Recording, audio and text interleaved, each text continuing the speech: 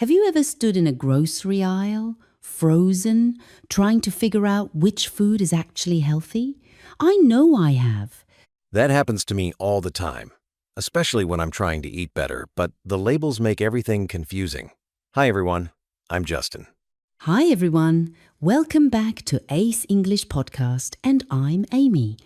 Today we're diving into real English conversations about picking healthy foods at the grocery store, perfect for anyone looking to build their everyday speaking skills. You'll hear exactly how to ask for help, compare products, and choose fresh ingredients just like you would in real life.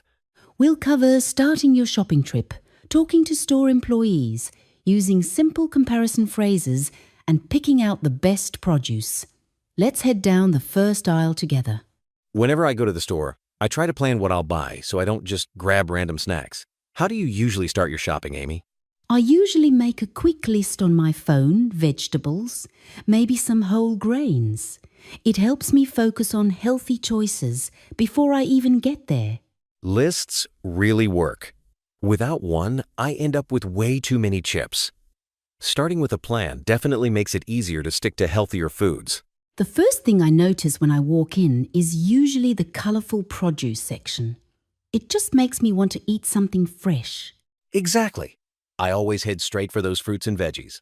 They put them right at the front for a reason. It's like an invitation to eat healthier. Sometimes I'll pick up something new, like rainbow carrots, just because they look so good. Have you tried anything new lately? Actually, last week I tried dragon fruit for the first time, just because it caught my eye in the produce section. It's fun to mix things up. One thing I still find tricky is reading food labels. There's so much information. How do you decide what's healthy? I keep it simple. I look for fewer ingredients and words I understand. If the list is long or has a lot of chemicals, I usually put it back. I do that too. I also check for sugar. If it's one of the first things listed, I know it's probably not the healthiest option, even if it looks good. If I can't find something, I never hesitate to ask a store employee. It's a good way to practice useful English too. I usually start with, "Excuse me, where can I find the fresh spinach?" Or, "Could you tell me where the healthy snacks are?" Simple questions really help. And they're always happy to help. Plus, you get to hear natural English replies like, "It's in aisle 3, next to the salads." Last time, I was totally lost looking for broccoli. I just asked someone, and they pointed me right to the produce section. It's usually near the entrance, but every store is a little different. Asking saves so much time, and you learn where everything is for next time. And now I start every trip with produce. It sets the tone for the rest of my shopping, like a healthy kickstart. When you're picking out veggies, freshness is key. I always check for bright colours and firm textures, no wilted leaves. That makes such a difference. Sometimes I even ask the employee, which vegetables are freshest today? They usually know what just arrived. Great tip. It's a good way to discover what's in season too. Those items often taste better and cost less. After produce, I go for whole grains like brown rice or oats. The packages can look similar, but the ingredients make all the difference. Exactly. Whole grains usually have whole in the first ingredient. For snacks, I check if they have added sugar or lots of salt before buying. That saves me from grabbing something that only seems healthy. Reading the back of the package is worth the extra few seconds. A useful phrase I rely on is, "What's the difference between these two?" when I can't decide between similar products. I like asking which one is healthier or which one has less sugar. It's simple, but it always gets you the answer you need. And you learn new vocabulary just by listening to how employees explain the differences. Sometimes the choices are just overwhelming. There can be 5 brands of the same thing. How do you pick? I check for familiar brands, price, and the ingredients list. If I'm still unsure, I just pick the simplest one or ask for a recommendation. That's a smart move. I've started doing that too, instead of spending forever in one aisle. When shopping, I hear questions like, "Is this organic?" or "Do you have gluten-free bread?" They pop up everywhere. True. And those short questions are so easy to remember and use. Even just, "Can you help me?" gets you started with a conversation. And those small interactions build confidence if you're practicing English in real life. What I like most is that you don't have to be perfect. Just making one better choice like apples instead of cookies can be a win. Definitely, changing little habits slowly makes it easier to stick with healthy eating, and you learn new English while you do it. Exactly. It's about progress, not perfection. And every trip teaches you something new, both about food and the language. Let's do a quick role play. I'll be the store employee, and you're looking for fresh spinach. Go ahead. Excuse me, could you tell me where the fresh spinach is? Sure, the spinach is right over there, next to the broccoli in the produce section. Thanks so much. That makes it easy to find. It's good practice to ask these questions out loud. Every time you ask for something in English, even a simple question, you get a little more comfortable. It's true. I was nervous at first, but now I don't hesitate to ask where things are or check labels. Just takes a bit of practice. And if you make a mistake, it's totally fine. Grocery stores are great places to try out new phrases. You'll only get better. Before we wrap up, let's highlight the big lessons. First, making a shopping plan really helps you pick healthier foods. Second, don't be afraid to ask employees questions. It's perfect for practicing everyday English. And third, simple comparisons, like checking ingredients or asking for the healthiest option, make better choices much easier. If you want to put this into practice, Subscribing to Ace English Podcast, liking the video, sharing it with friends who are learning English, we'll cover reading food labels, picking out fresh produce, and even how to ask employees for advice. Ready to start our healthy shopping adventure? I always wonder, is it really that important to read every label? Sometimes I just grab whatever looks familiar. I hear that a lot, but just glancing at a label can actually save you from buying something with way too much sugar or salt. Let's look at these two cereal boxes. What do you see as the first difference? The first thing I notice is the list of ingredients on the back. One of them has a bunch of words I can't even pronounce. Exactly. If the ingredient list is short and you recognize most of the items, that's usually a good sign.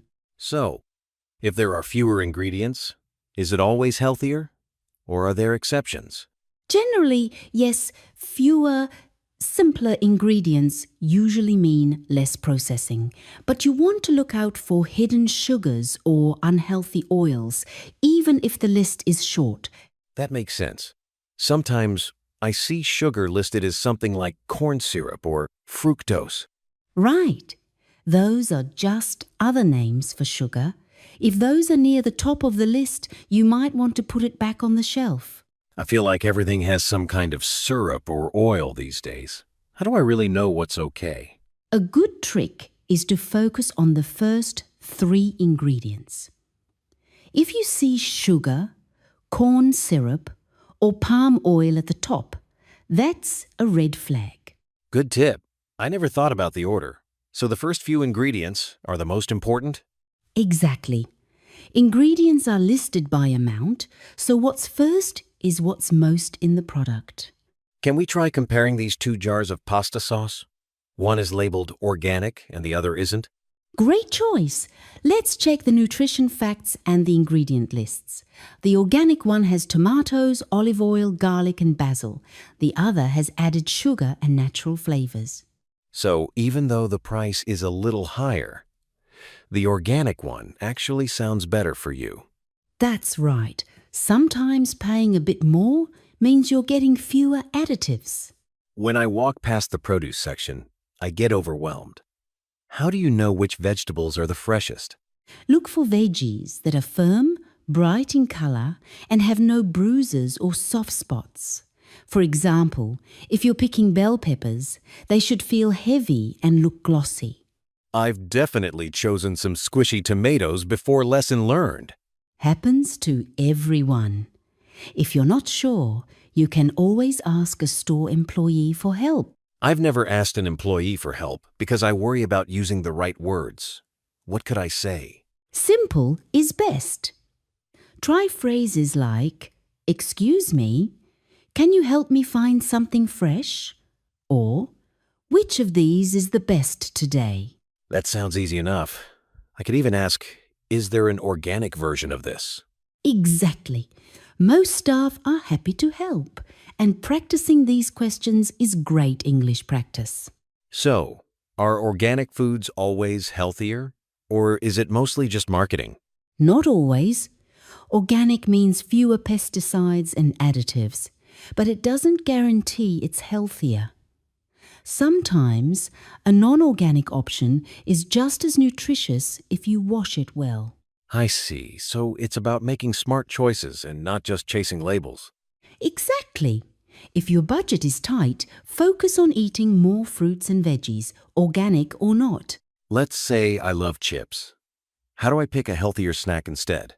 Look for baked chips or popcorn with little salt and oil. Or try nuts and seeds, they're crunchy and more filling. I could swap regular chips for lightly salted popcorn then. That seems doable. Exactly. Small swaps like that add up over time and can make a real difference. Hey everyone, if you're enjoying these practical tips, don't forget to support us. Hit subscribe, like the episode, and share it with friends who love talking about food and learning English. And let us know in the comments, what's your favorite healthy food? Sharing your ideas helps everyone in the community. It's great to see what foods are popular in different places. Now, let's get back to shopping. The more we walk around, the more I notice how much English you use just to shop. Even simple phrases are useful. Exactly, questions like, "What's in this?" or "Do you have a smaller size?" come up all the time. I could practice by using one new phrase each time I shop. That feels less overwhelming than memorizing a whole list. That's the perfect approach. Practice a little at a time and you'll get more comfortable each week. Honestly, I used to avoid grocery shopping because it always felt complicated. But these tips make it feel way more manageable. I'm glad. Once you know what to look for and what questions to ask, it really does get easier. Plus, now it feels like an opportunity to practice English, not just a boring task. That's such a great way to look at it. Everyday activities are the best language classrooms. So, if I want to get better at English, I really just need to practice in real-life situations, right? Exactly. Try using English while you shop, cook, or even talk about what you bought. It becomes natural the more you do it. That actually makes me excited to try it out this week. I can't wait to hear what you notice next time you go shopping. Looking back, I learned a lot just by walking through the store with you today. I feel more confident making choices now. That's what it's all about, taking small steps and learning as you go. Don't be afraid to try new phrases or ask questions. Plus, I realized that healthy shopping doesn't have to be expensive or complicated if you read labels and look for simple foods. Exactly. And remember, practice a little English daily, compare ingredients, and ask for help when you need it. Before we wrap up, let's highlight 3 key takeaways.